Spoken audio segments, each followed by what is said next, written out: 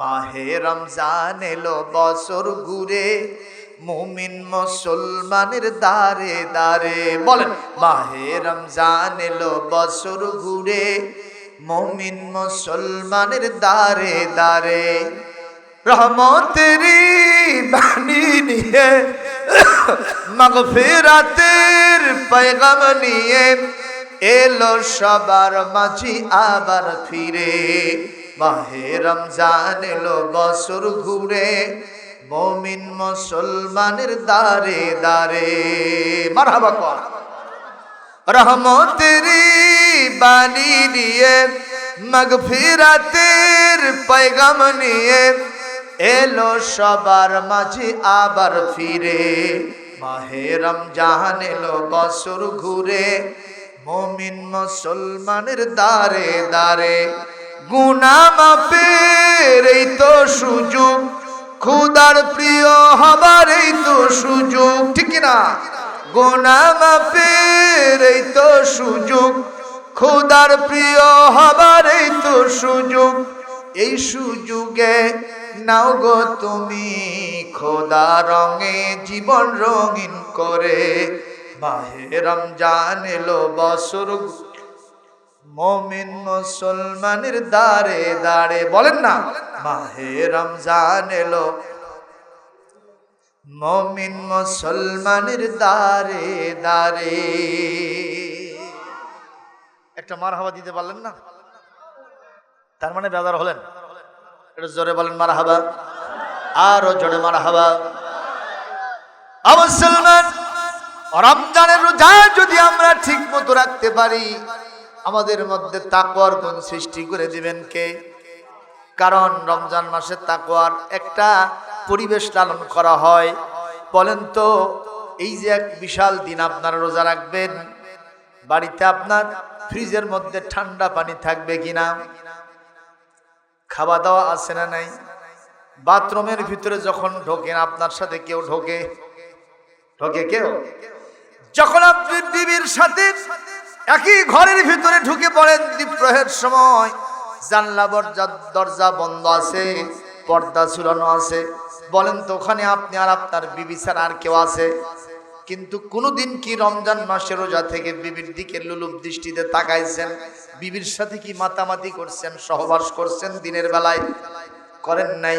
কারণ হলো আল্লাহকে আপনি বলতেছেন, আল্লাহ আমি যদি এখানে রোজা থেকে এক ঢোক পানি পান করি, কেউ দেখবে না, কিন্তু আপনি দেখবেন। সুবহানাল্লাহ। ও আল্লাহ, আমি যদি বাথরুমে ঢুকে এক ঢোক পানি খেয়ে নেই, কিংবা আমি আমার রান্নাঘরে ঢুকে যদি এক মুষ্টি খাবার খেয়ে নেই, কেউ দেখবে না। আমি যদি রোজাদার হিসেবে পরিচয় দিই, সবাই আমাকে রোজাদার মানবে, কিন্তু আপনি যে দেখবেন, আপনার ভয়তে আমি খাই না।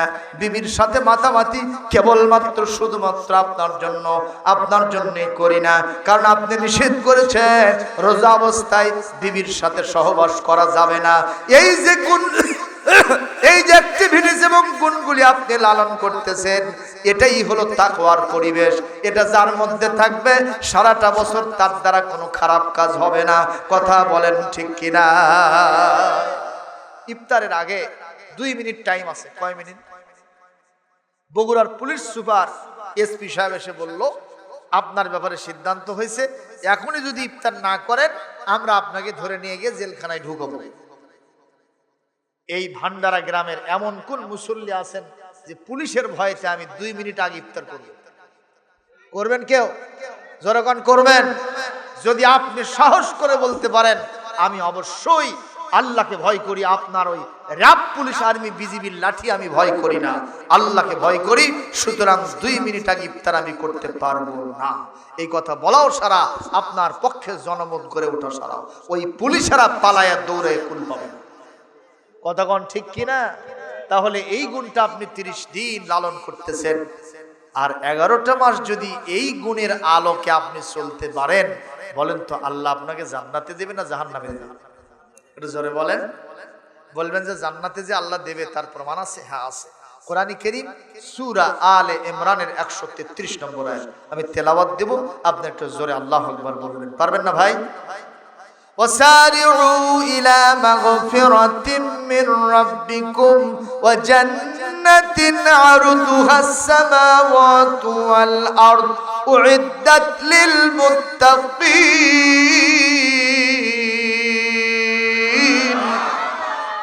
আমার আল্লাহ পাক বলেন, তোমরা দৌড়াও মহান আল্লাহর ক্ষমার দিকে এবং ওই বিশাল জান্নাতের দিকে, যার পরিধি আসমান এবং জমিনের সমান। একটা জান্নাতের পরিমাণ আমি আল্লাহ রমজান থেকে যারা তাকওয়া নিয়েছে আমি তাদের জন্য ওই জান্নাতটা প্রস্তুত করেছি। সুবহানাল্লাহ, জোরে বলেন। সুতরাং তাকওয়ার জীবন যাপন করার দরকার আছে না নাই? তাকওয়াটা কি জিনিস একটা উদাহরণ দিলে আপনারা ভালো বুঝবেন। কষ্ট হচ্ছে শোনারা? হযরত ওমরের নাম শুনছেন তাই না? শুনেননি? উনি একদিন মরুভূমির ভিতরে ঘুরতেছেন। মরুভূমির ভিতরে দেখেন একজন রাখাল উট চড়াইতেছে। উনি রাখালের কাছে গেলেন ছদ্মবেশে, পরিচয় দিলেন না। আমাদের দেশে জেনে তার সিরিয়াল নম্বর নাই, তার সাথেও 20 জন লোক থাকে। আপনাদের এলাকায় থাকে না বোধহয়। এদের সামনে জেল দল ক্ষমতায় আসবে, দেখেন তার পিছনে কত লহর আছে, ঠিক না ভাই? কারণ ওই নেতার সামনে থাকতে পারি বাবা, তাহলে একটা সাইন দিলে আমার 14 গোষ্ঠীর চাকরি হবে, বুড়ি বউ তারও চাকরি। কথা কয় না বারে, খালি যদি নেতার একটা সিগনেচার পাওয়া যায়। কিন্তু ওমর কি সেই রকম ছিলেন? এ কথা কন না কেন? ওমর তো সেরকম ছিলেন না। হযরত ওমর রাদিয়াল্লাহু তাআলা আনহু তিনি একা একাই ওই রাখালের কাছে গিয়ে বলতেছেন, রাখাল, ও রাখাল বাবা, এখান থেকে একটা উট কি তুমি আমার কাছে বিক্রি করতে পারো? রাখাল ওমরের দিকে চায় আছে 5 মিনিট। কত মিনিট? চায় থেকে দেখতেছেন যে কি চেহারা বাড়ি, মনে হয় জান্নাত থেকে এখনই উঠে আসলো, সেই রকম চেহারা। আর তাই বলতেছে, উট বিক্রি করতে পারো? পারবো না তো আমি বিক্রি করতে। কেন? উটের মালিক তো আমি না, উটের একজন মালিক আছেন, উনি আমাকে গুনে দিয়েছেন, আবার গুনে বুঝে নেবেন, ঠিক কিনা? সুতরাং উট আপনার কাছে আমি বিক্রি করবো এটা সম্ভব নয়। হযরত ওমর বলতেছেন, বাবা আমার একটা উটের খুব দরকার, এই মরুভূমির ভিতরে একলা একলা হাঁটতেছি তো খুব পায়ে ব্যথা লাগতেছে, একটা উট হলে আমি উঠে চড়ে যেতে পারবো। আমি কিন্তু এমনি নেব না, তোমাকে উপযুক্ত টাকা দেব।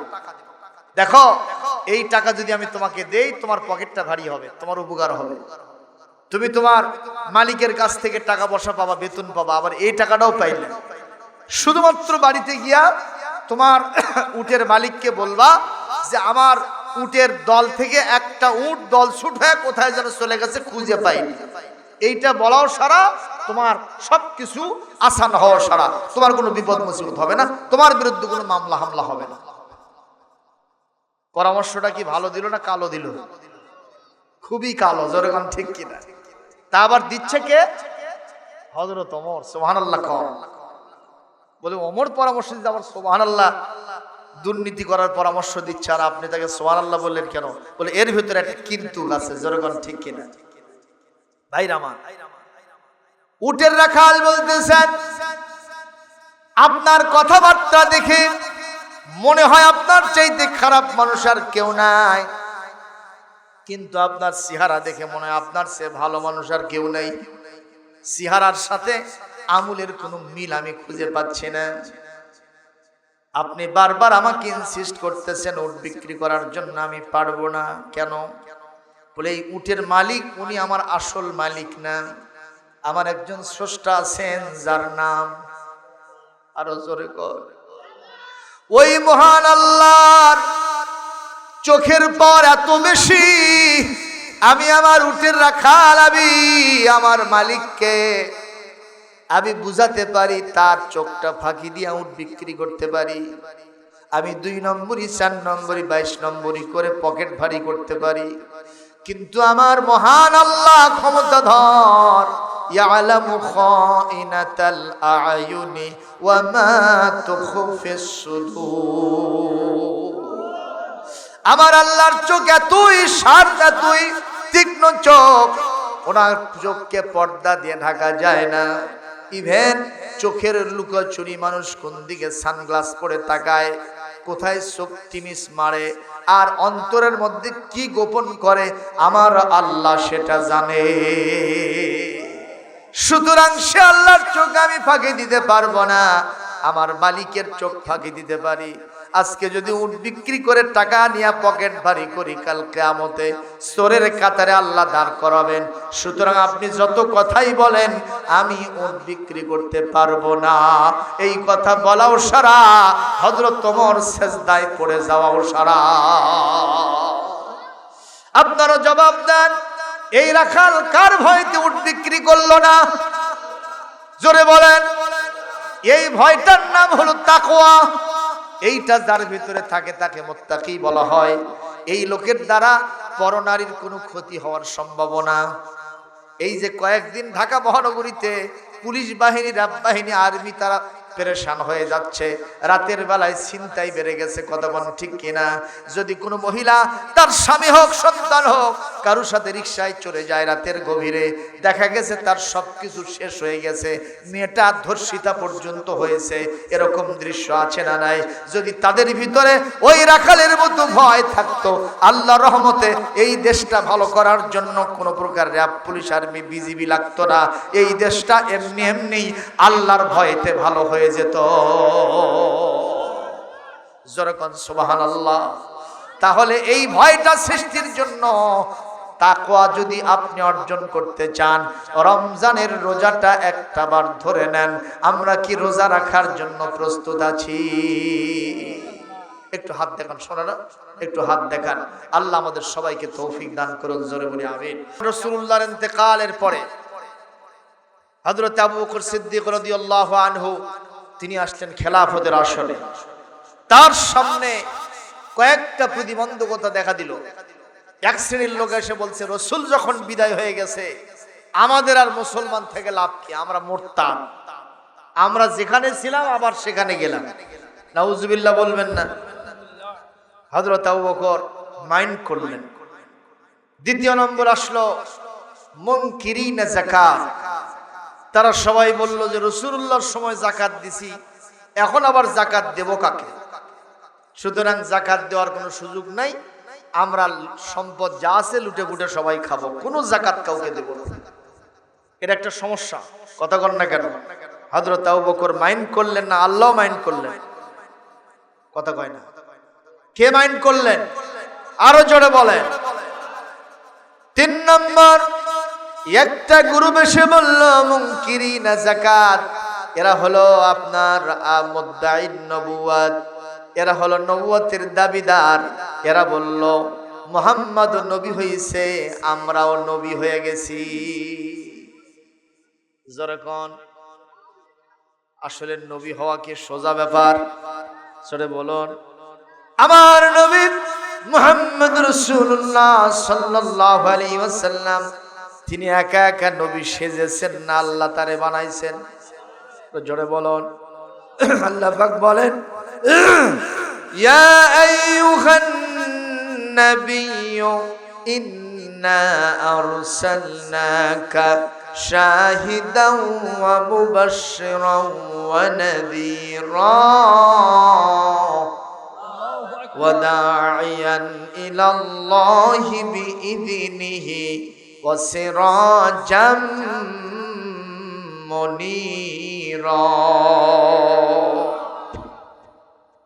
আল্লাহ পাক বলেন, হে নবী, আমি আপনাকে পৃথিবীতে পাঠিয়েছি সাক্ষী হিসেবে, এরপর আপনাকে বানাইছি আমি শুভ সংবাদদাতা, আপনাকে বানাইছি আমি সতর্ককারী, এবং আমি আল্লাহর রাস্তায় আপনি মানুষকে ডাকবেন, এই জিম্মাদারি আপনাকে আমি দান করেছি।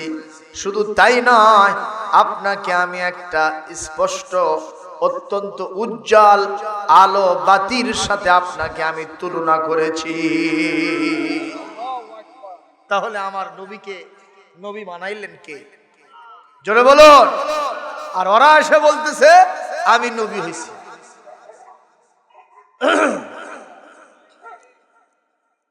তিনজনের নাম মোটামুটি প্রধান। একটা হলো মুসাইলামাতুল কাজ্জাব, আর একটা হলো আসওয়াদ আনসি, আর একটা হলো তোলাইহা। কয়টা হলো? এরা এসে বলল আমরা নবী হইছি। লোকেরা বলল যে মোহাম্মদ নবী হইছে, মোহাম্মদের কাছে 30 পারা কোরআন নাজিল হইছে। সুবহানাল্লাহ। যে তোমরা যদি নবী হও তাহলে তোমাদের কাছে কি নাজিল হয়েছে সেটা দেখাও। তাহলে বিষয়টা কায়দা হবে না বেকায়দা হবে? এ যখন কায়দা না বেকায়দা? ওরা তখন বলল যে আমরাও কোরআন আমরাও আমাদের কাছে আনতে পারি। কি পারো দেখি বানাও। খালি আমতা আমতা করে, কয় গিভ মি সাম টাইম, কিছু সময় দাও। বলেন তো আমার নবীর কোনো সময় লাগছে? যখন লাগছে নবীর কোনো সমস্যা হয়েছে? কিছুই না, খালি আকাশের দিকে তাকাছে শাঁ করে। গ্রেট মেসেঞ্জার সাইয়্যিদুল মালাইকা জিবরাইল আলাইহিস সালাম 1 নয় 2 নয় 24,000 বার আমার নবীর কাছে এসেছে। জোরে বলেন না কেন সুবহানাল্লাহ। তা আমার নবী কি নিবে? নিজে নিজে নবী হয়েছে?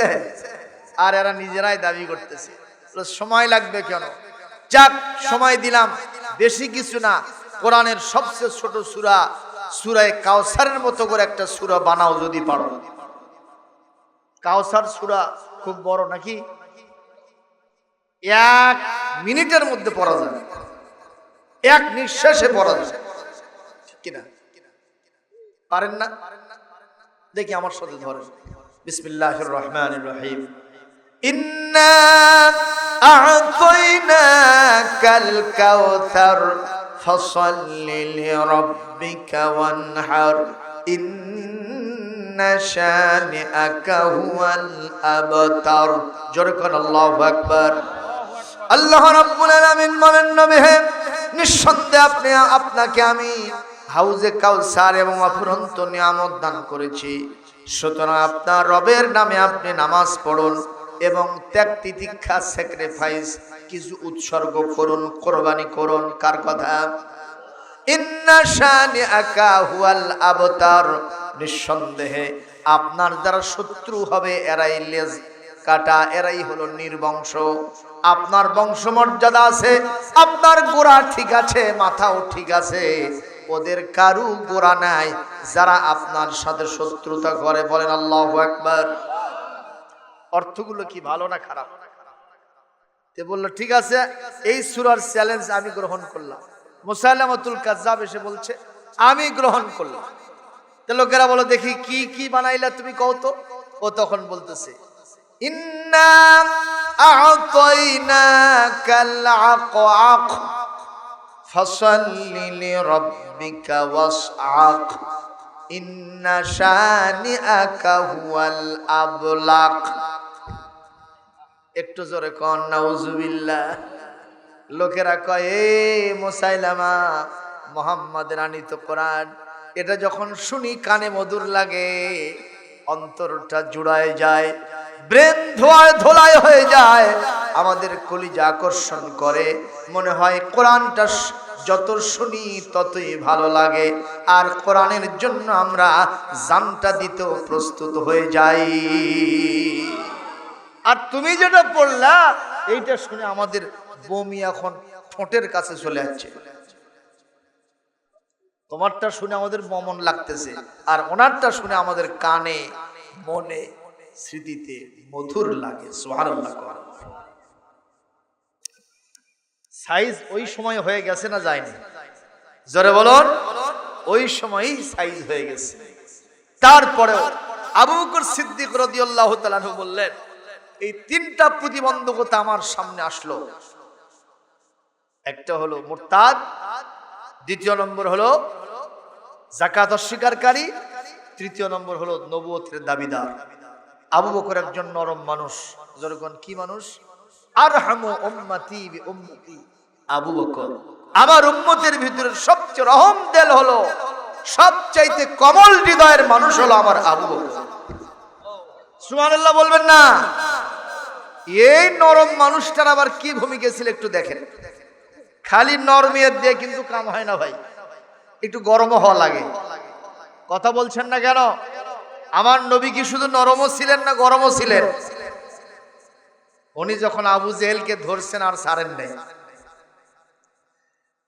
বদরের যুদ্ধের দিন আবু জেহেল যখন মারা গেল, তখন আমার নবী বললেন, আবু জেহেল এখনো মরে যায় না, নিবু নিবু টিম টিম করা ইমা কি বলে তার জানটা এরকম করে এরকম 1.5 থেকে 5 শিকা করতেছে। তোমরা কেউ পারবার কাল্লা কাটে নিয়ে আসতে? সাহাবীরা কয়, হুজুর এতদিন আপনি এত বুঝালেন, এতদিন আপনি তার জন্য হেদায়েতের দোয়া করলেন, আর আজকে মরে গেছে বলে গেছে একেবারে কারিবুল মউত, মুমূর্ষ অবস্থা, আপনি তাও ছাড় দিচ্ছেন না, কাল্লা কাটতে বলতেছেন, ব্যাপারটা কি? হুজুর বললেন, চূড়ান্ত সীমায় পৌঁছে গেছে। জোরে করে আল্লাহু আকবার। দেয়ালে যখন পিঠ থেকে যায় আর পিছনে যাওয়া যায়, তখন কোন দিকে আসতে হয়? সামনে দিকে আসতে হয়। জোরে কোন ঠিক কিনা? আজ পৃথিবীতে বিধর্মীরা, মুনাফিকরা, মুশরিকরা, ইহুদিরা, খ্রিস্টানেরা, কাফেররা মুসলমানদেরকে নিয়ে খেলা শুরু করে দিয়েছে। তাদের ঈমান নিয়ে সিনেমিনি খেলতেছে। মুসলমানদের কিতাব কোরআন সুন্নাহ নিয়ে তারা বিভিন্ন প্রকার চাল করতেছে, এগুলোকে বাজেয়াপ্ত করার দাবি জানাচ্ছে, বিভিন্ন জায়গায় ব্যঙ্গ করতেছে, এগুলো নিষিদ্ধের জন্য জিকির তুলেছে। আমরা বলবো এখন শেষ জামানা, মুসলমান গোটা বিশ্বে 1 নয় 2 নয় 200 কোটি কাছাকাছি মুসলমান আজকে পৌঁছে গেছে। আমরা সবাই মিলে মাথার পাগড়ি কোমরে বেঁধে রাসূলুল্লাহর সুন্নাত হাতে ধারণ করে শহীদ তিতুমীরের বাঁশ হাতে নিয়ে পৃথিবীর সব কাফের ইসলাম বিদ্বেষীকে পিটিয়ে ঠান্ডা করবে ইনশাআল্লাহ। জোরে বলুন কথা ঠিক কিনা?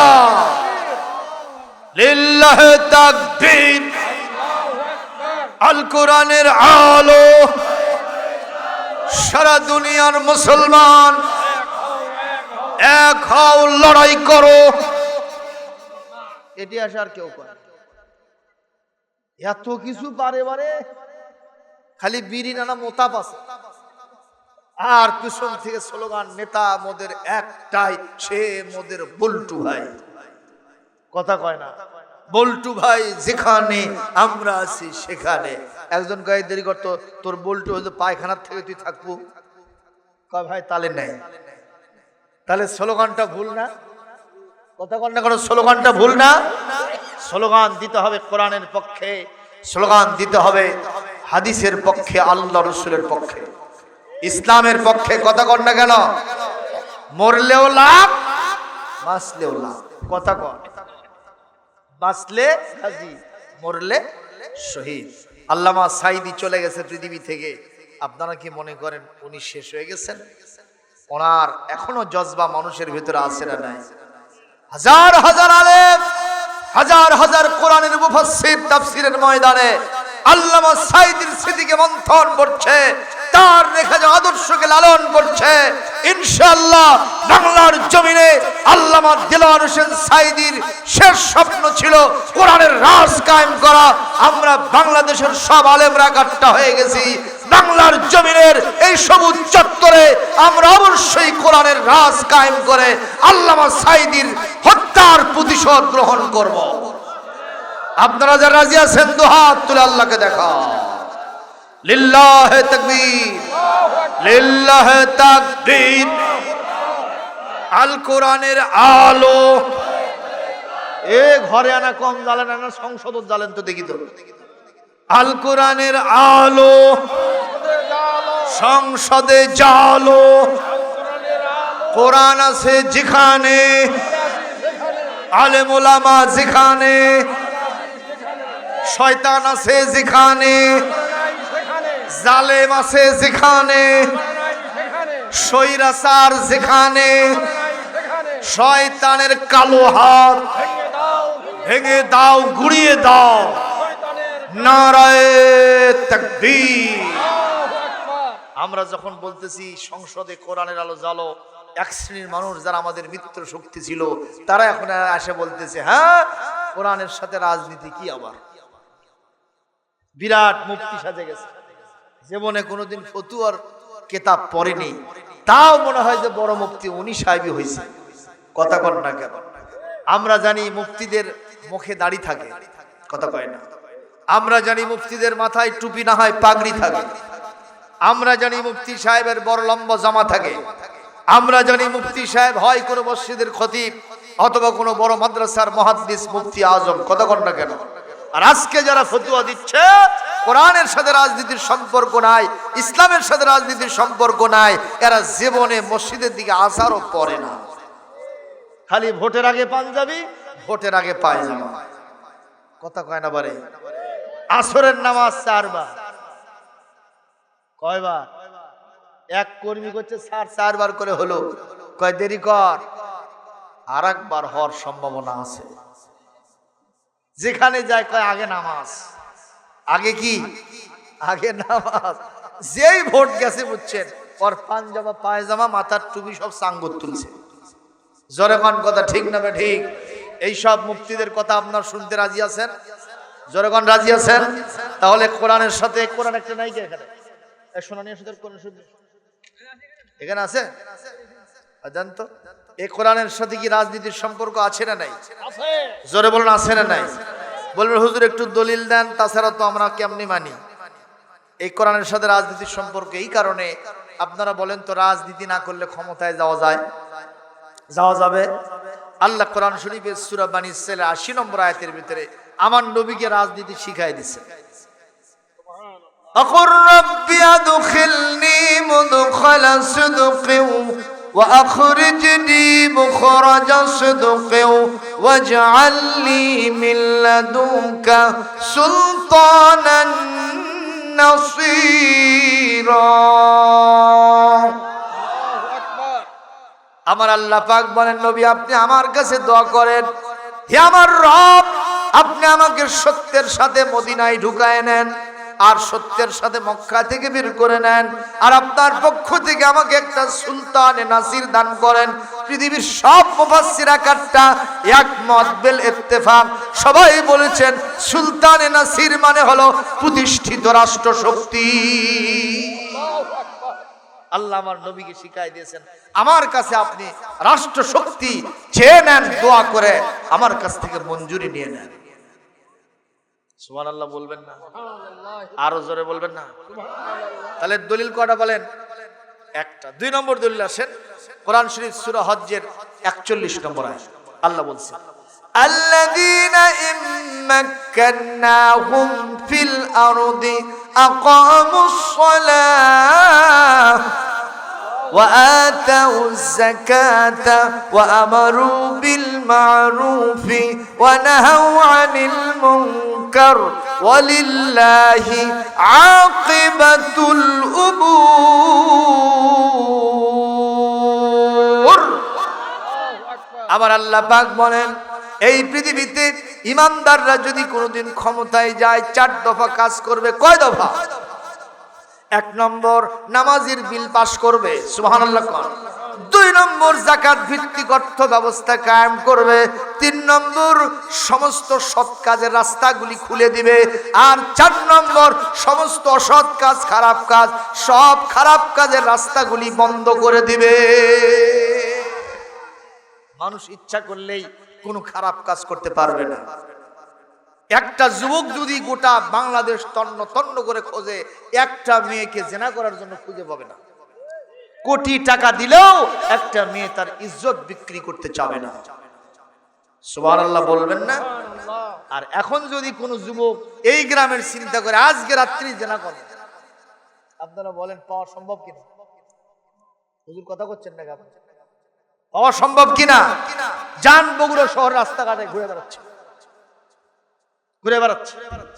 আপনি চলে যান নামি দামি 4 স্টার 5 স্টার হোটেলে, এই রাত্রিতে যদি police, army, RAB, BGB red দেয়, যৌথ বাহিনী, বগুড়া শহরের প্রভাবশালী ওই সমস্ত চাইনিজ হোটেল, নামি দামি 4 স্টার 5 স্টার হোটেলে জেনা চলতেছে অবাধে, এটা এই ধরনের অনেক কপতি জোড়া জোড়া খুঁজে পাওয়া যাবে।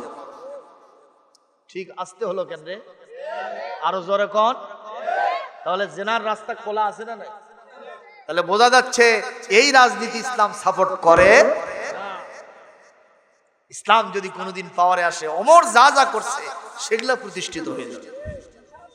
রাতের বেলায় শাসক ঘুরে বেড়াবে ছদ্মবেশে, কোনো বাহিনীর সাথে থাকবে না, কে কোথায় কি করে সাইজ হয়ে যাবে সেই দিন। জোরে করে আল্লাহু আকবার।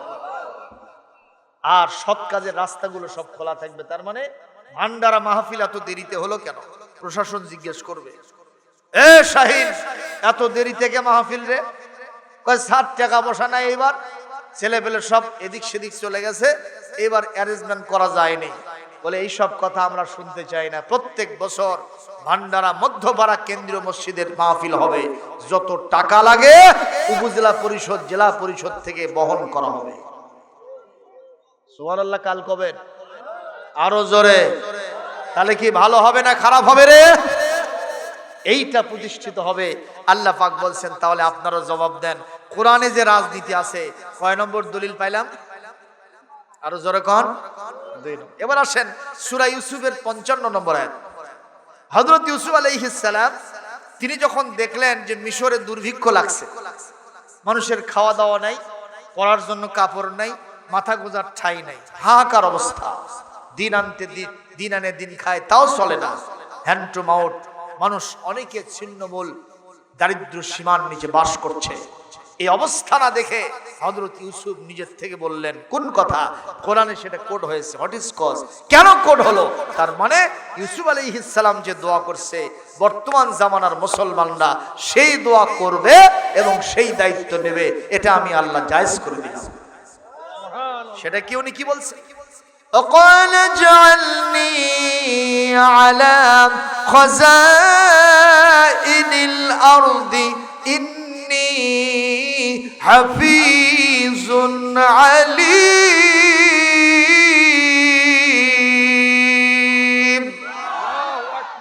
আমার স্যার বুঝতে পারছে। ইউসুফ আলাইহিস সালাম বললেন, আল্লাহ, আল্লাহ কেউ বলেছেন এবং আজিজ মিসর কেউ বলেছেন। কি বলছেন? ইজআলনি আলা খাযাইনিল আরদ, এই জমিনের ধনভাণ্ডারের দায়িত্ব আমার হাতে দাও। তার মানে আমাকে অর্থমন্ত্রী বানাও। সুবহানাল্লাহ, জোরে কর। আমাকে অর্থমন্ত্রীর দায়িত্ব দাও। ইন্নী হাফিজুন আলিম, আমি কিভাবে অর্থ ভাণ্ডারকে সমৃদ্ধ করতে হয়, কিভাবে সংরক্ষণ করতে হয়, কিভাবে এই অর্থ সম্পদ আরো বৃদ্ধি করা যায়, এটা অন্য কেউ না জানলে এটা আমি জানি। সুবহানাল্লাহ, জোরে কর। সুতরাং 3টা দলিল পাইলাম, কোরআন এবং ইসলামের সাথে রাজনীতি আছে। কথা বলতে হবে, ঠিক না ঠিক? কয়টা? 3টা। একটা হাদিস শুনে নেন দলিল হিসেবে। মেলা তো আছে, অনেক আছে, আমি সামান্য শুধু মাসাল তু মাসাল্লান 2-1টা দিচ্ছি। জানো, এই কথা আর কেউ না বলে যে কোরআন আর হাদিস এবং ইসলামের সাথে রাজনীতির সম্পর্ক নাই। এ কথা বললে আপনারা সেটা বিশ্বাস, এ কথা করছেন না কেন? বিশ্বাস? হাদিসটা শুনে নেন, এটা বুখারী মুসলিমের হাদিস, অন্যান্য কিতাবেও আছে। কষ্ট হচ্ছে আপনাদের? وعن أبي هريرة رضي الله تعالى عنه قال قال رسول الله صلى الله عليه وسلم إذا كان أمراؤكم خياركم وأغنياؤكم سمحاءكم وأموركم شورى بينكم فزهر الأرض خير لكم من بطنها وإذا كان أمراؤكم شراركم وإذا كان أغنياؤكم بخلاءكم وأموركم إلى نسائكم فبطن الأرض خير لكم من ظهرها أو كما قال رسول الله صلى الله عليه وسلم رواه البخاري جركن مرحبا। আল্লাহর নবী বলেন, তোমাদের দেশের ভিতরে যদি 3 শ্রেণীর মানুষ দেখা যায়, 3 জাতীয় মানুষ যদি দেখা যায়, তাহলে এই জমিনে মানুষ কেউ আর সুইসাইড করবে না। নিজের সমস্যার কারণে নিজের জীবন ধরে রাখা তার জন্য কঠিন হয়ে গেছে, এরকম অবস্থার সৃষ্টি হবে না। আত্মহত্যা কেউ করবে না, এই জমিন থেকে কেউ বিদায় হতে চাবে না। তারা বলবে কবরে যাওয়ার চাইতে এই দুনিয়াটাই যেন জান্নাত হয়ে গেছে। কয় জাতীয় মানুষ হওয়া লাগবে? একটু ভালো মতো আপনার মুখস্থ করে নেবেন। কয় জাতীয়? 1 নম্বরই রাসূল বলেন, ইদা কানা উমারাউকুম খিয়ারাকুম, যখন তোমাদের নেতাগুলো ভালো মানুষ হয়। ভালো মানুষকে যে নামাজ পড়ে না, তাই তো কথা কর না কেন? যে নামাজ পড়ে না সে ভালো? হ্যাঁ, যে 100টার ভিতরে 99টা মিথ্যা কথা কয় সেই ভালো? কথা কন। যেই নেতা গমসুরিতে পাকা পোক্ত, এই নেতা কি ভালো? ওই যে শুনছিলাম চেয়ারম্যান সাহেব 5 বছর চেয়ারম্যানি করছে। কয় বছর? শেষ দিন একটা মিটিং দিয়া জনসভায় বক্তব্য দিচ্ছে, ভাইরা আমার, গত 5টা বছর এত সুন্দর করে চালিয়েছি, আমার বাড়ির মুরগি হাঁস পর্যন্ত টিয়ার কাবিখার চাল গম খায়নি। তার নেতা ভালো না কালো? ভালো নেতা না? লোকেরা কয় ওই নেতা দেখতে চাই না, খালি ওনার বোতল মার্কা বাক্স হলেই কাম সারল। তো পাশে মেম্বার বসেছিল, মেম্বার বলতেছে, স্যার আমি একটু তাহলে সাক্ষ্য দেই। বলে ঠিক আছে, মাইকটা দিছে। তো বলছে, আমাদের নেতা চেয়ারম্যান সাহেব যা বক্তব্য দিল 100% সত্য। ওনার বাড়ির মুরগি হাঁস পর্যন্ত টিয়ার কাবিখার চালগন খায় নাই, কারণ নেতা উপজেলার থেকে তোলে ওটি বেছে বাড়িতে আনে না। আচ্ছা, খাওয়ার সুযোগ কতটুকু আছে? যখন আছে, এই জাতীয় নেতাগুলো কি ভালো? যখন ভালো, কোন নেতা ভালো একটু খেয়াল করেন। সাইয়্যিদুল মুরসালিন, খাতামুন নবীন, শাফিউল মুজলিমিন, সাইয়্যিদুনা রাহমাতাল লিল আলামিন, আশরাফুল আম্বিয়া ওয়াল মুরসালিন, হযরত মুহাম্মদুর রাসূলুল্লাহ সাল্লাল্লাহু আলাইহি ওয়াসাল্লাম নেতা হিসেবে ভালো না কালো? জোরে বলুন, আরো জোরে বলুন। এই মক্কার জমিনে, মক্কার বাজারে ইরাস গোত্র থেকে একজন লোক উট বিক্রি করার জন্য এসেছে। যখন কি উট নিয়ে এসে বসে আছে। এই যে সামনে ঈদুল আজহা আসতেছে, অনেকে একটু মোটা তাজা করতেছে, ওখানে বিক্রি করবে, আছে না নাই? বিক্রি করার জন্য নিয়ে যাবে। এই লোকটি মক্কার পাশেই তার গোত্র ছিল, ইরাজ গোত্র। তার উটটাকে মোটা তাজা করে মক্কার বাজারে নিয়ে আসছে। আবুল হাকাম ওরফে আবু জেহেল চালা চামুন্ডাদেরকে নিয়ে উট কেনার জন্য বাজারে ঢুকছে। এই উট দেখে পছন্দ হয় না, ওই উট দেখে, সেই উট দেখে পছন্দ হয় না। যখন ইরাজ গোত্রের লোকের উটের কাছে গেছে, এক দেখাতেই পছন্দ হয়ে গেছে। নেতা বলছে, এটা আমার পছন্দ, বলাও সারা। ওই চালা চামুন্ডা গোয়েন্দা বাহিনী, গোয়েন্দারেরা, মাস্তানেরা দৌড়ে গিয়া উটের মালিকের হাত থেকে রশিটা ছিনায় নেওয়াও সারা। জরগন নাউজুবিল্লাহ। দড়ি কি আগে লওয়া যাবে না আগে দাম হবে? কথা কন না কেন? ওরা বলতেছে যে দাম দর এখন করা যাবে না, ইনি আমাদের সরকার। ওই কি সরকার না সরকার? জনগণ ঠিক রে বেটি। এই নেতা সাহেব যে জিনিস পছন্দ করে তার কোনো দরদাম লাগে না, আমরা এটা নিয়ে নিই। নাউজুবিল্লাহ। জোরে কর। সঙ্গে সঙ্গে উটটাকে নেছে, ইনি পিছনে পিছনে যায়। নেতাজি বলতেছে, কোনো সমস্যা নাই, সময় মতো টাকা তোমার বাড়িতে পৌঁছে যাবে। আবু জেহেলকে চেনেও না এই লোকটা। এই যে চেলা চামুন্ডা গুলো উটটা নিল, তাদেরকেও তিনি জানেন না কারা এরা। এই জাতীয় অবস্থা আমাদের দেশে আছে না নাই? গত ফ্যাসিস্টের 17 বছরে যারা যারা চেলা চামুন্ডা ছিল, হোটেলে বাকি খায়, টাকা দেয় না, এরকম দৃশ্য আছে না নাই? টাকা চালে ওই হোটেলের ম্যানেজারও জুতো দিয়ে পিটিছে, আর কাছে যে জানিস না আমরা সরকারের লোক, হাসিনার লোক, আমাকে টাকা দেওয়া লাগে না। জনগণ এরকম আছে না নাই? এরকম ফেরাউনের লোকেরাও ছিল, জনগণ ঠিক কিনা? হ্যাঁ, ফেরাউনের এক লোক এক দোকান থেকে বাকি খাইছে, টাকা দেয় না। কয়েকবার টাকা চাইছে, দেয় না। মুসা আলাইহিস সালামের সাথে দেখা হয়েছে, দৌড়ে দেখো হুজুর আমি আপনাকে খুঁজতেছি। কেন? কয় যে এই লোক আমার বাকি খাচ্ছে, টাকা দেয় না, টাকা চাইলে খালি তালবাহানা করে। হযরত মুসা বললেন, অন্যায় আছে যেখানে, ন্যায়ের ঝান্ডা নিয়া মুসা আছে সেখানে। সুবহানাল্লাহ। আরো জোরে বলে। হযরত মুসা যে বললেন, কে রে তুমি বাকি খাসো? বলে হ্যাঁ খাসি। টাকা দিছো? কয় দেওয়া লাগে না। কে? কয় আমরা ফেরাউনের লোক। যেই কছে ফেরাউনের লোক, নবুয়তি সর ভাই টানে মেরে দেশে দুই গালে দুটে। ইতিহাস লেখছে, মারাও সারা, পড়াও সারা, মরাও সারা।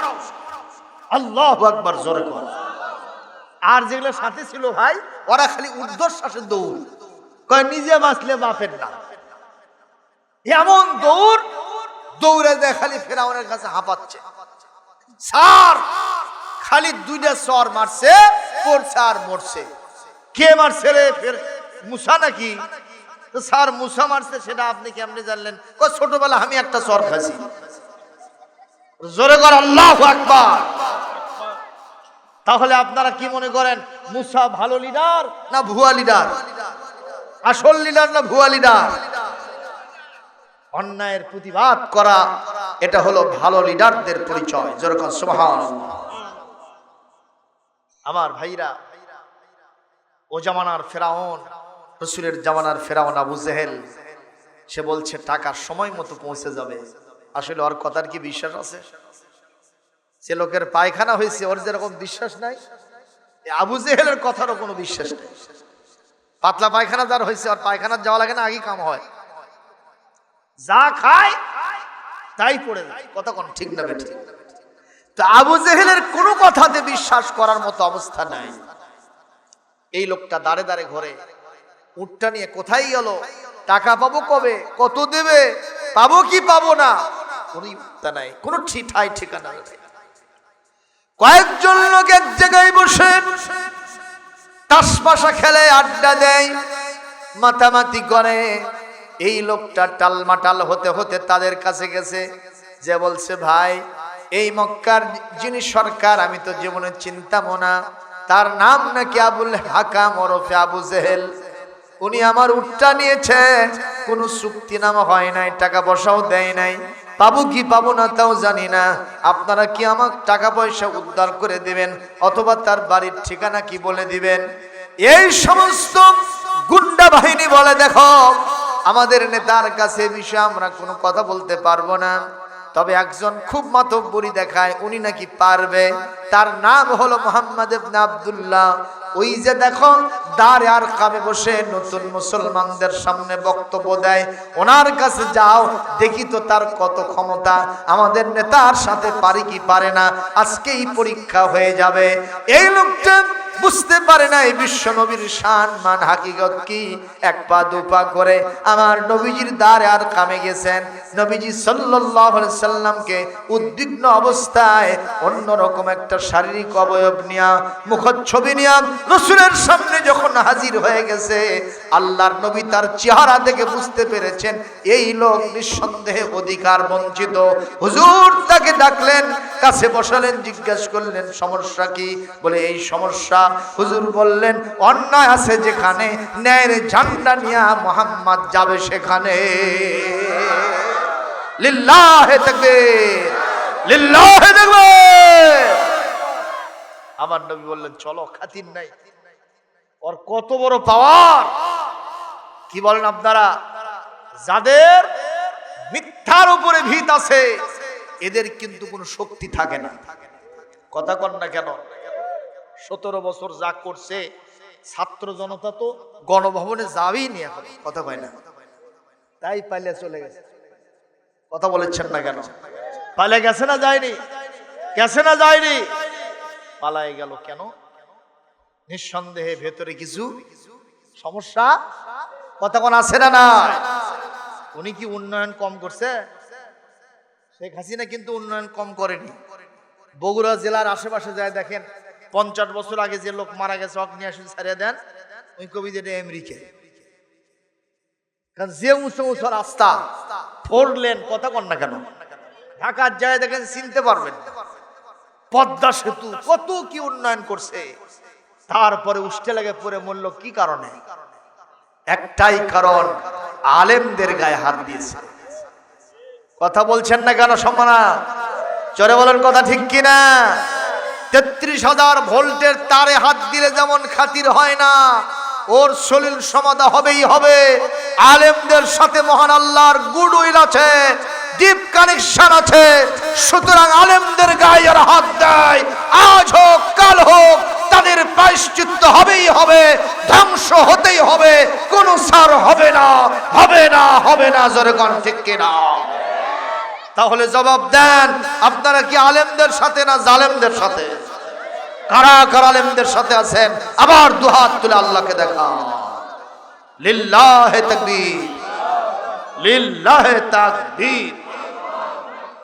আল কোরআনের আলো, আমার নেতা তোমার নেতা।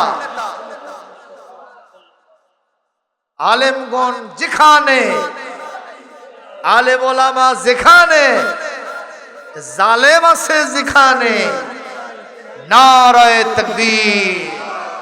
আলহামদুলিল্লাহ। লোক যা হচ্ছে হোক, এটা নিয়ে আমার বক্তৃতা হবে। সুবহানাল্লাহ। গতকাল ছিলাম নওগাঁর মহাদেবপুরে, এর 4 ডবল লোক, আলহামদুলিল্লাহ। আজকে 1 ডবল হচ্ছে, তাতে সমস্যা আছে। রাসূল বলেছেন যে 20 জন লোক যদি মুসলমান ধৈর্যশীল হয়, এরা 200 মুসলমান কাফেরকে, 200 কাফেরকে এরা কচু কাটা করে দেবে। আর আরবিতে কোন সংখ্যা যখন আসে ওই সংখ্যায় থাকে না, এটা বেশি হয়। যেমন লাইলাতুল কদর খায়রুম মিন আলফি শাহর, লাইলাতুল কদর 1000 মাসের চেয়ে উত্তম, কিন্তু আসলে 1000 মাস না, হাজার হাজার মাসের চেয়ে উত্তম। 20 জন মুসলমান ধৈর্যশীল হলে শত শত কাফেরকে কচু কাটা করে দেবে। সুবহানাল্লাহ, জোরে কর। সুতরাং ও মুসলমান দাঁড়াও, তুমি সাথে নিয়ে যাও কোরআন খানি। বলেন, ও মুসলমান দাঁড়াও, তুমি সাথে নিয়ে যাও কোরআন খানি। ঘোর আধারের বিপদ ছাড়িতে, ঘোর আধারের বিপদ ছাড়িতে পথ চলিতে কি পারবে তুমি? ও মুসলমান দাঁড়াও, তুমি সাথে নিয়ে যাও কোরআন খানি। পৃথিবীটা আজ শুধু হাহাকার, আলো নেই কোথাও, আজ শুধুই আধার। ঠিক কিনা বলেন? কোরআন দিতে পারে আলোর দিশা, কোরআন দিতে পারে আলোর দিশা। থাকুক সেথায় যত অন্ধকারী, সাথে নিয়ে যাও কোরআন খানি। ও মুসলমান দাঁড়াও, তুমি সাথে নিয়ে যাও কোরআন খানি। ঘোর আধারের বিপদ ছাড়িতে পথ চলিতে কি পারবে তুমি? ও মুসলমান দাঁড়াও, তুমি সাথে নিয়ে যাও কোরআন খানি। জোরে বলেন সুবহানাল্লাহ। স্যার বিদায় দিচ্ছি, যেতেই হবে স্যার। একটু জিকির করেন লা ইলাহা, দোয়া পালি খাও, লা ইলাহা সুবহানাল্লাহ আলহামদুলিল্লাহ, লা ইলাহা। আসিয়া খেলে প্রেমের খেলা, ফেরাউন দিল তারে কতই জ্বালা। হাতে পায়ে তার কি মারে, তবু সারের নাই এক আল্লাহ, লা ইলাহা। আল্লাহ রাব্বুল আলামিন এখানে সাত করছেন, 3টা জিনিস যদি তোমাদের ভিতরে 3টা কোয়ালিটি থাকে, তোমরা দুনিয়া এবং আখিরাতের সব জায়গায় সফলতা লাভ করবে। সুবহানাল্লাহ। কয়টা ভাই?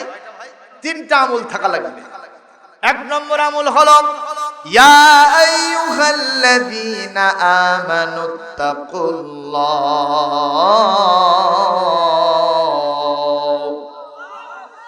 হে ঈমানদারগণ, তোমরা মহান আল্লাহকে যথাযোগ্য পরিমাণে ভয় করো। সুবহানাল্লাহ কোন? ও মুসলমান, এখানে ইত্তাকুল্লাহ শব্দ দিয়া আল্লাহ পাক আমাদেরকে তার তাকওয়া অবলম্বন করার জন্য বলেছেন। আমি ব্যাখ্যায় পরে আসতেছি। 2 নম্বর, অবতাগু ইলাইহিল ওয়াসিলাতা, মহান আল্লাহকে পাওয়ার জন্য ওসিলা তালাশ করো, বাহানা তালাশ করো, মিডিয়া তালাশ করো, মাধ্যম তালাশ করো। আর 3 নম্বর, ঈমান টিকে রাখার জন্য, ইসলাম টিকে রাখার জন্য, এই পৃথিবীতে ইসলামের ঐতিহ্য টিকে রাখার জন্য, কোরআন সুন্নাহর বিধানকে প্রতিষ্ঠা করার জন্য তোমরা সব সময় জান এবং মাল দিয়া আল্লাহর রাস্তায় সংগ্রাম করবা, জিহাদ করবা। এই তিনটা কাজ যদি তোমাদের ভিতরে থাকে, আমি আল্লাহ ঘোষণা করলাম দুনিয়া আখিরাতের সব জায়গায় তোমরা সফলতা লাভ করবে। যেরকম সুবহানাল্লাহ। এক নম্বর কথা হলো তাকওয়া। তাকওয়া শব্দের অর্থ হলো বেছে বেছে চলা। তাকওয়া শব্দের অর্থ হলো অত্যন্ত সতর্কতার সাথে চলা। সুবহানাল্লাহ কোন উদাহরণ হিসেবে হযরতে ওমর রাদিয়াল্লাহু তাআলা আনহু, কোরআনের একজন মুফাসসির যার নাম হযরতে উবাই ইবনে কাব রাদিয়াল্লাহু তাআলা আনহু, তাকে জিজ্ঞেস করেছিলেন, ভাই উবাই ইবনে কাব, তুমি বলো তো তাকওয়া মানেটা কি? উনি বলেছিলেন, আপনি কি কোনোদিন দুই ধারে কাঁটার গাছ, একটা সরু রাস্তা, চিকন রাস্তা, দুই ধারে শুধু কাঁটার গাছ আর রাস্তাটা অত্যন্ত চিকন রাস্তা, এদিক দিয়ে কি আপনি কোনোদিন যাতায়াত করেছিলেন? বলে হ্যাঁ করেছি। কেমন ভাবে করছেন? বলে আমি অত্যন্ত সতর্কতার সাথে চলেছি, যাতে আমার শরীরের কোনো জামা কাপড় কাঁটার সাথে না লাগে। যদি কাঁটার সাথে কোনো কাপড় লাগে, কোনো অংশ যদি জড়িত হয়, ওইটা ছাড়াতে গেলে সময় লাগবে। যদি বেলা ডুবে যায় বিপদ আরো বেড়ে যাবে। এজন্য সতর্কতার সাথে নুরিসুরি হয়ে আমি তাড়াতাড়ি পার হয়ে গেছি। একটাই কারণ, যাতে কোনো কাঁটার আসর আমার শরীরে না লাগে, জামা কাপড়ের সাথে বিদ্ধ না হয়। হযরত উবাই ইবনে কাব রাদিয়াল্লাহু আনহু বলেন, দিস ইজ দা তাকওয়া। এটাই হলো ইউকালু লাহু তাকওয়া, এটাই হলো তাকওয়া। এর নামই হলো আল্লাহর ভয়, এর নামই হলো পরহেজগারি, এর নামই হলো বেছে বেছে চলা। ও মুসলমান, আপনারা আমাকে জবাব দেন, এই এলাকায় কি গুছি মাছ আছে? গুছি মাছ সবাই কথা কন, থাকে কোথায়? এই লোক যে কলো এখন আর নাই, তাই হলো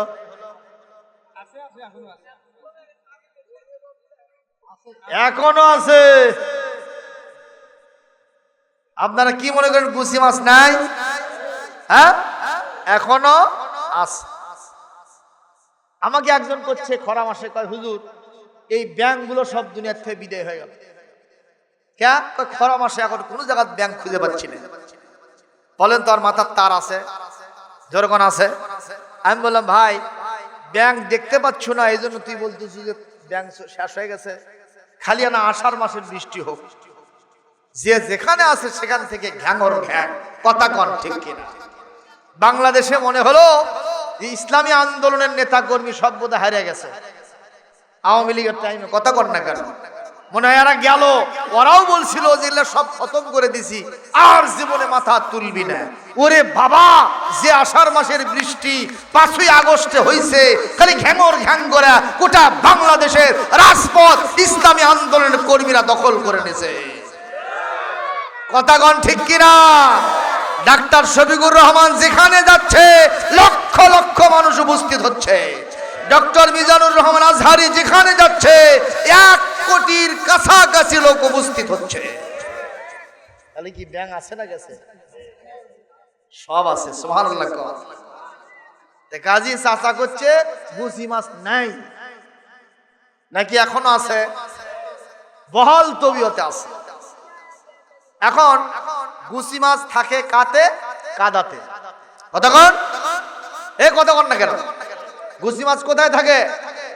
এতগুলো কাদো আর গায়ে থাকে না? আর গায়ে কোনো কাদো? মুত্তাকি আর গুছি মাছ দুটো একই। সুবহানাল্লাহ। তার মানে যিনি মুত্তাকি হবেন, এই বাংলাদেশের ভিতর দিয়ে তিনি চলাফেরা করবেন, এই দেশে চুরি থাকবে, ডাকাতি থাকবে, জিনা ব্যভিচার থাকবে, এই দেশে সুদ ঘুষ থাকবে, দুর্নীতি থাকবে, এই দেশে মানুষ হত্যা থাকবে, এই দেশে গান বাজনা থাকবে, জমির আইল ঠেলাঠেলি থাকবে, খাদ্যে ভেজাল, ওজনে কম, ক্রেতা সাধারণকে ঠকানো, রমজান মাসে টয়লেট পেপার দিয়ে ছানা বানানো, কথা কয় না, ওই লাল মাটি দিয়ে হলুদ বানানো, কাঠের গুঁড়া দিয়ে জিরা বানানো, এই সমস্ত শয়তানি থাকবে। কতক্ষণ? এই দেশে সমস্ত খারাপ কাজ থাকবে, যারা তাকওয়াবান হবে এর মাঝ দিয়ে যারা চলবে, এই সব কাদাগুলি তার গায়ে কখনো মিশ্রণ ঘটবে না। এই মানুষ আল্লাহর জান্নাতের জন্য কবুলিয়াত পেয়ে যাবে। যেরকম সুবহানাল্লাহ। এই জাতীয় লোক বাংলাদেশে আপনি তুলারাশি হাত দিয়ে একটু বাটি চালান দেন, কয়টা পাওয়া যাবে? সংখ্যা খুব, কত কন্যাকর সংখ্যা খুব। কারণ যে লোক হাইরে বাবা মাথায় বড় টুপি লাগাইছে, হাব্ব জুব্ব, ওই সুদের উপরে টাকা লাগাচ্ছে, কথা কন্যা পারে। অবশ্য আপনাদের এলাকায় এগুলো নাই, এটা মদিনা রাষ্ট্র না, এটিও আছে। জনগণ কথা ঠিক কিনা? আবার এমন কোন মুসলমান নাই যে বিড়ি সামান্য 2-4 জন বাদ দিয়ে বিড়ি টান মারে না। আমি ভাই পাগলা মাজার মসজিদে ইমামতি করি, জানেন তো আপনারা, আমার শাহিন ভাই সাক্ষী। হায় রে বারে মুসল্লিরা এই কান্দন না সেই কান্দন, তাকায় দেখি 2-4 জন ওই পাশে যায় টুপি খুলে থিয়া বাম হাত দিয়ে চেতাচ্ছে, কি সুখ টান মারছে, ধোঁয়া ছেড়ে দিয়েছে, ওপর দিকে ছায়া আছে, গেছে গদ্দুর দিকে। জনগণ আছে না নাই? আবার এমন অবস্থা হচ্ছে মসজিদে মোনাজাত করে রাস্তার নামছে, একটা সুন্দরী মিয়া মানুষ দেখা ওদিকে চাই আছে, কইটা কি গেল বারে? জোরকান নাউজুবিল্লাহ। এ জোরকান আছে না নাই? তাহলে দেখা যায় সমস্যা সব জায়গাতেই আছে। 3 জন মুসল্লি নামাজ পড়তেছে, কয়জন? একজন ইমাম সাহেব আসার কথা, কিন্তু ইমাম আসে। যে এখন নামাজ কি বাদ দেবেন, ওর ভিতরে একজন ইমামতি বানাবে। একজন বলতেছে ভাই যেহেতু ইমাম সাহেব নাই, নামাজের রক্ত চলে যাচ্ছে, এই হুজুরকে দেওয়া হোক। এই হুজুরের একের ভাব্য যুব্য সব আছে মোটামুটি, আমাকে ভেতরে এই ভালো, এক সামনে দিই। এক সামনে দেশে, পেছনে 2 জন দাঁড়াচ্ছে। গরমের দিন ছিল, কারেন্ট চলে গেছে, বুঝছেন, মাগরিবের নামাজ। তো এখন যেই কারেন্ট গেছে, পাশে থেকে এক মুসল্লি করছে, হুজুর কারেন্ট গেছে বারে, এনার নামাজটা সংক্ষিপ্ত করেন তো। এই কথা যেই না বলছে, পার্শ্বের মুসল্লি করছে, এবে নামাজের মধ্যে কথা কয় হয়, চিন্তা করে। হ্যাঁ, এই কথা শুনে ইমাম সাহেব বলতেছে, এই জন্যই তো আমি কথা বলতেছি না, খালি কোরআন তেলাওয়াত করতেছি। আপনারা জবাব দেন, কথা কি কেউ বাদ দিয়েছে ভাই? এ জোরে কোন বাদ দিয়েছে? এই বাংলাদেশটার অবস্থা তাই হয়েছে। জোরে বলুন, কথা ঠিক না বে ঠিক? আমি হুজুর হয়তোবা আমার ছেলেই নামাজ পড়ে না, আমার মেয়ে পেট পিট বের করে বাইরে ঘোরাফেরা করে, কথা কন্যা কেন? হাজী সাহেবের ছেলে সুদখুর, ঘুষখুর, সুদারু, জুয়ারু, মুসারু, জোরগণ ঠিক কিনা? হাজী সাহেবকে যদি বলা হয় আপনার মেয়ে বিশ্ববিদ্যালয় কলেজে ঘুরে ফিরে বেড়ায়, বয়ফ্রেন্ড নিয়ে বিভিন্ন জায়গায় বসে থাকে, আপনি কিছু করেন না, ব্যাপারটা কি? কাজে এই আমার মেয়ের বয়স আছে তাই ওগুলো করে, তোর বয়স আছে তাই করবো। ওই হাজি না আসল পাজি? এই কথাটা উল্টো বললো, জোরগণ কথা ঠিক কিনা? মুসলমান ভাইরা, হাসির খোরাক দেই নাই, আমি আপনাদের কাছে এই বিষয়টা বোঝানোর চেষ্টা করেছি। তাকওয়া হলো এমন জিনিস যে এই সমাজের মধ্যে সব কাদা থাকবে, অপরাধগুলি থাকবে, অন্যায় বিচার থাকবে, এর মাঝখান দিয়ে আল্লাহর তাকওয়াবান বান্দাদেরকে জান্নাতের রাস্তায় অবিরাম চলতে হবে। কতক্ষণ ঠিক কিনা? আর জোরে বলুন, কথা ঠিক কিনা? আমি এই বিষয় নিয়ে ছোট্ট একটু আলোচনা আপনাদের সামনে রাখবো। এই তাকওয়াটা কিভাবে আসবে, এই তাকওয়াটা আমাদের ভিতরে কেমনে জন্ম নেবে, আল্লাহ কোরআনে কারীমের ভিতরে সে অপশনটা দিয়েছেন। বলবো 183 নম্বর আয়াত, আল্লাহ রাব্বুল আলামিন বলেন, ইয়া আইয়ুহাল্লাযীনা আমানু কুতিবা আলাইকুমুস সিয়াম كتب عليكم الصيام كما كتب على الذين من قبلكم لعلكم تتقون। হে বান্দারগণ, তোমাদের উপরে রোজাকে ফরজ করা হয়েছে যেমন তোমাদের পূর্ববর্তী জাতির উপরে ফরজ করা হয়েছিল। যদি তোমরা রমজান শরীফের রোজা ঈমানের সাথে, ইহতিসাবের সাথে রাখতে পারো, আমি আল্লাহ ঘোষণা দিলাম কোরআনে কারীমে যে তাকওয়ার কথা বলা হয়েছে, এই তাকওয়া তোমাদের ভেতরে চলে আসবে। তাহলে রমজানের রোজা রাখার দরকার আছে না নাই? আমার ভাইরা, রমজান মাসের আগমন হয়েছে, এতে কি আপনারা মন খারাপ করলেন? একজন কবি কত সুন্দর করে বললেন, পাইলে রোজা ছাইরো না ভাই, রোজার অনেক দাম, রোজার মাসে নাজিল হলো খোদারি কালাম। পাইলে রোজা ছাইরো না ভাই, পাইলে রোজা ছাইরো না ভাই, রোজার অনেক দাম, রোজার মাসে নাজিল হলো খোদারি কালাম। ওই যে কথাটা বলছিলাম ভালো নেতার গুণ, আমাদের নবী ওই লোকের সামনে, ওই লোকটা আমার নবীর সামনে গিয়া কি বলল, যে আমার এইরকম একটা উট নিয়ে গেছে আবু জেহেল, কিন্তু টাকা দেয় নাই। এই ঘটনাটা শুনবেন না? মনে আছে আপনাদের? এটা কি শুনবেন না এখনই বন্ধ হবে? আল্লাহর নবী বললেন, অন্যায় আছে যেখানে, প্রতিবাদ আছে, আমি নবী সেখানে যাব। সুবহানাল্লাহ। নবীজি তাকে ধরলেন, চলো দেখি আবু জেহেলের বাড়িতে। কোনো কথা নাই, নবীর সাথে কিন্তু কোনো বাহিনী নাই, সাহাবীরা কেউ নেই, রাসূলুল্লাহ একাই সাহসী মানুষ। সুবহানাল্লাহ। এত সাহস, মক্কার সরকার আবু জেহেলের বাড়িতে গিয়ে দরজায় নক দিয়েছে জোরে। আবু জেহেল ভেতর থেকে বলতেছে, মান আলাল বাব, দরজার উপরে কে আমাকে ডাকে? আবু জেহেলের স্ত্রী কয় যে দিন সময় খুব খারাপ, তোমার শত্রু আছে, বাইরে যায়ও না, কোনো অকল্যাণ হতে পারে। বলে দেখো, এটা কোনো বিপদগ্রস্ত মানুষ হতে পারে, হয়তো বা কোনো সাহায্য নেওয়ার জন্য আসছে। আমি আজকে বলতেছি, উনি সাহেব যা চাবে আমি তাই দিব। এটা জোরে কোন নাউজুবিল্লাহ। কারণ ওর কথার কি বিশ্বাস আছে? জোরে কোন আছে?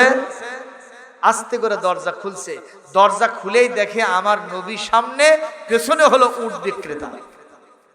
খবর আছে না নাই? যেখানে গিয়ে বাঘের হয় সেখানেই যেন রাত্রি হয়। জোরে কোন কথা ঠিক কিনা? এই লোকটা দেখে বুঝছেন আবু জেহেলের মুখ এরকম চুনা হয়ে গেছে, এই তো সেই লোক, আবার মোহাম্মদকে সাথে নিয়ে চাঁদ আমার কিভাবে হবি। জোরে কোন কথা ঠিক কিনা? আমার নবী আসলে সত্যি যায়, যারাই হকপন্থী লোক তাদের অন্তরে কোনো ভয় থাকে না। চোর চাপটা যারা, চিটার বাটপার যারা, এদের অন্তরের মধ্যে ভয় আসে না। খালি যদি ধরে তাক কর, সঙ্গে সঙ্গে সাইজ হয়ে যায়। কথা কয় না? আমাকে একদিন একজন বলতেছে, হুজুর একটু আগুন দেন তো, মানে ওই সুখ টান মারবি। কি আছে আমার থেকে? আগুন মানে বিড়ি খাবি। তা আমি যখন বলছি আগুন মানে, যেই বলছে আগুন মানে, তুমি হাত জোর করে হুজুর আমার বুঝতে ভুল হচ্ছে হুজুর। তাহলে বোঝা যায় যে বাতিল পন্থীদের ইমানের জোর নাই। কত জোর আছে, এরা ভয়ে ভীত হয়ে থাকে। আমার আল্লাহ বলেন, আমার ইমানের নূর যাদের ভিতরে আছে, এরা নরসাদ্দুল হয়, রক্ত চক্ষুকে পরোয়া করে না, এরা ইমানের বলে সব সময় বীরত্বের পরিচয় দেয়। জোরে কোন সুবহানাল্লাহ। কি হবে বেঁচে থেকে, কি হবে বেঁচে থেকে, অযথা বিদ্যা শিখে যদি না গড়তে পারি শোষণবিহীন সমাজটাকে। কথা কন না কেন? কি হবে ছাত্র সেজে চুমুখে ছনদখানা, যদি হয় বিদ্যালয়টা পতি তাদের আড্ডাখানা। এর চেয়ে মরাই ভালো, দেশ ছেড়ে যাওয়াই ভালো, এর চেয়ে মরাই ভালো, দেশ ছেড়ে যাওয়াই ভালো।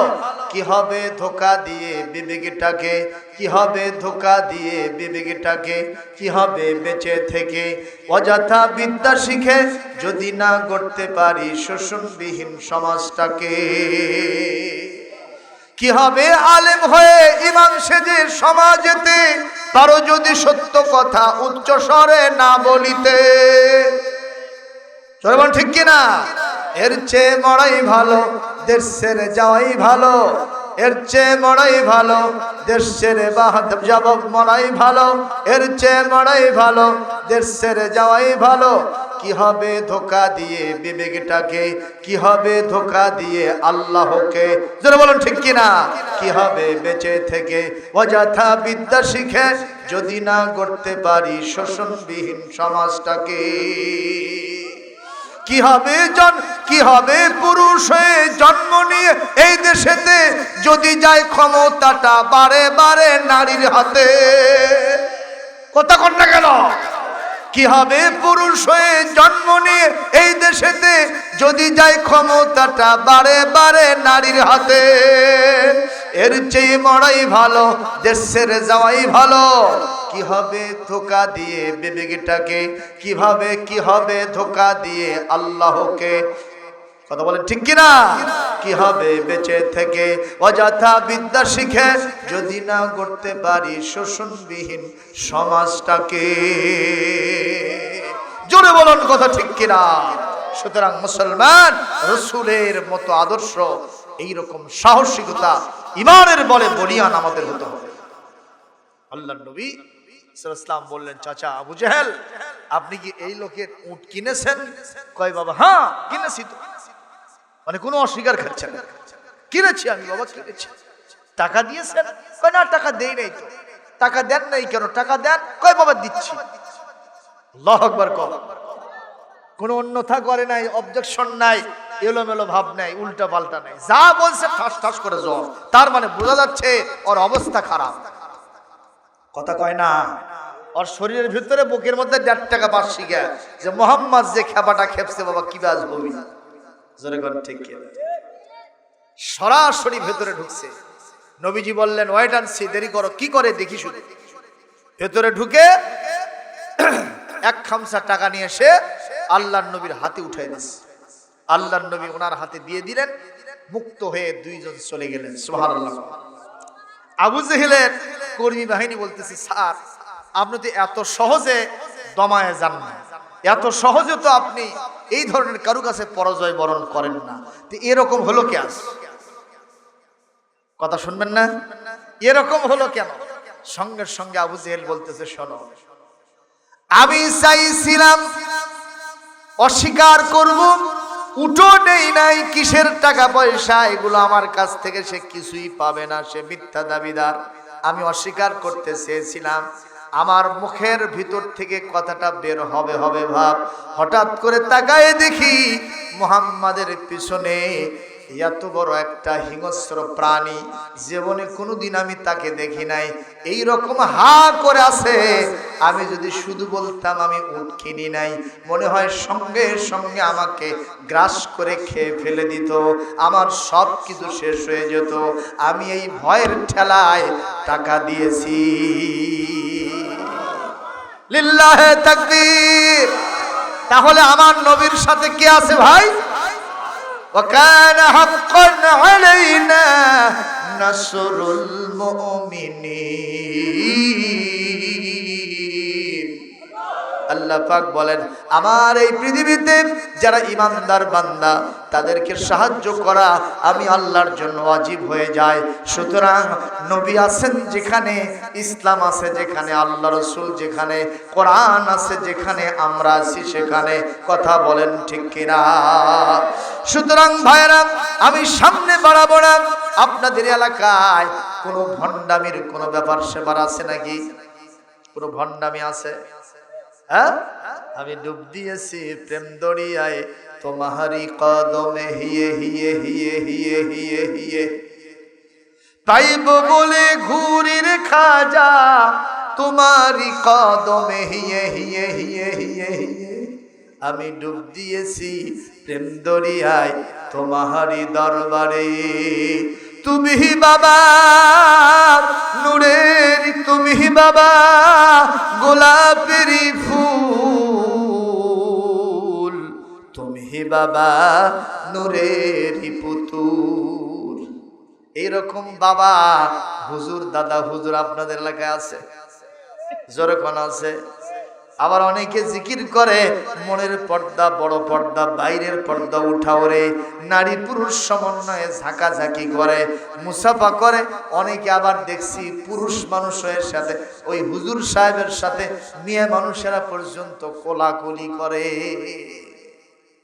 আপনাদের দেশে এগুলো আছে? নেটের ভিতরে আমরা দেখি এই এলাকায় এগুলো আছে। এগুলো কি আসলে ওলি না গলি? এগুলো পীর না ক্ষীর? এগুলো হলো ভণ্ড। দিতে হবে দণ্ড, মারতে হবে দান্ডা, করে দিতে হবে ঠান্ডা। কথা কয় না? আরো জোরে কোন কথা ঠিক কিনা? আরো জোরে কোন কথা ঠিক কিনা? অবশ্যই বায়াত নিতে হবে। আপনি যদি কিছু না বোঝেন, কিছু না শোনেন, কিছু না জানেন, তাহলে আপনার একটা ওস্তাদ দরকার আছে। কথা বলেন ঠিক কিনা? কিন্তু সে ওস্তাদ ওস্তাদের মতো হওয়া লাগবে, ঠিক না বা ঠিক? যে ওস্তাদের সাথে বিশ্ব নবীর চরিত্রের মিল আছে, সুন্নতে মুজাসসাম নমুনা আছে, অবশ্যই আপনি তাকে ওস্তাদ মানবেন, কোনো সমস্যা নাই। কিন্তু যদি ধোয়া নাই, মোছা নাই, নামাজও পড়ে না, মা আবার কি বলতেছে, পানির তলে আগুন জ্বলে, পানির তলে আগুন জ্বলে, ঝড় বাতাসে নেবে না, আমার বাবার মুরিদ হলে নামাজ রোজা লাগে না। জোরে কর নাউজুবিল্লাহ। এগুলো কি আসল না ভণ্ড? এই ভণ্ডদের কাতারে থাকা যাবে? জোরে কোন যাবে? এটা কখনো সম্ভব নয়। সুতরাং আসল যারা হক ওলিউল্লাহ, তাদের ব্যাপারে কোরআনে আল্লাহ বলছেন, আলা ইন্না আউলিয়া আল্লাহি লা খাউফুন আলাইহিম ওয়ালা হুম ইয়াহজানুন। যারা আল্লাহর খাঁটি ওলি, যাদের গুণ থাকবে দুটা, আল্লাযিনা আমানু ওয়া কানু ইয়াত্তাকুন, যারা খাঁটি ইমানদার হবে, পাশাপাশি আমি আল্লাহকে যথাযোগ্য পরিমাণে ভয় করবে। এই সমস্ত ওলিদের জন্য কোনো ভয়ও নাই, কোনো চিন্তা নাই। এই ওলিদের হাতে হাত দিয়া অবশ্যই আপনি মুরিদ হবেন, কিন্তু পুরুষ মানুষ মেয়ে মানুষের হাতে, মেয়ে মানুষ পুরুষ মানুষের হাতে কখনো হাত দিতে পারবে না, নিষেধ কাজ। এ জোরকন কান নিষেধ। সেখানে মেয়ে মানুষের দিকে লুলুপ দৃষ্টিতে তাকানো নিষেধ। ওয়াকুল্লিল মুমিনিনা ইয়াগুদ্দু মিন আবসারিহিম। এই পৃথিবীর পুরুষদেরকে বলে দেন তারা যেন পরনারী থেকে তাদের চক্ষু নিম্নগামী করে, আবার পরনারীকে বলে দেন তারা যেন পরপুরুষ থেকে তাদের চক্ষু নিম্নগামী করে। সেখানে পুরুষ মানুষের হাতে মেয়ে মানুষ হাত দিয়া বায়াত নিতে পারবে? যখন পারবে? এটা কখনো উচিত নয়, এটা বিলকুল হারাম, হারাম, হারাম। এটা যারা করবে অবশ্যই তার জাহান্নাম যাবে। কথা বলেন ঠিক না বা ঠিক? আমার নবীর দরবারে একজন মহিলা সাহাবী আসছে, এসে বলতেছেন, হুজুর, আমার যখন হায়েজ হয়, আমার যখন ঋতুস্রাব হয়, তখন আমি কিভাবে কি করব? নবীর কাছে এসে জিজ্ঞেস করছে। কথা কি শুনতেছেন? বুঝতেছেন? নবীর কাছে এসে মহিলা সাহাবী জিজ্ঞেস করছে, হুজুর, আমার যখন মাসিক মিনিস্ট্রিয়াল প্রবলেম হয়, ঋতুস্রাব হয়, তা আমি কি করে, কিভাবে কি করব? হুজুর বললেন, তুমি পট্টি বাঁধবা, তাহলে তোমার অপবিত্র হওয়ার সম্ভাবনা, অন্যান্য কাপড় চোর বা অন্যান্য জায়গা জমি এগুলো বিছানা বালিশ মাগবে না। ওই মহিলা সাহাবী বলছে, হুজুর, কিভাবে পট্টি বাঁধবো আমি সেটা বুঝতেছি না। আল্লাহর নবী বললেন, এটা তো আর আমি দেখাই দিতে পারবো না। আম্মাজান আয়েশাকে দেখলো, আয়েশা, মেয়েটাকে তুমি পর্দার ভিতরে নিয়ে তাকে বাস্তব প্রশিক্ষণ দিয়ে দাও, যাতে ইসলামে সৌন্দর্য প্রকাশ হয়, এ মহিলার যেন পর্দা ক্ষুণ্ণ না হয়। যেরকম সুবহানাল্লাহ বলেন তো। তাহলে আল্লাহ রাসূল কি সরাসরি দেখাই দিয়েছে?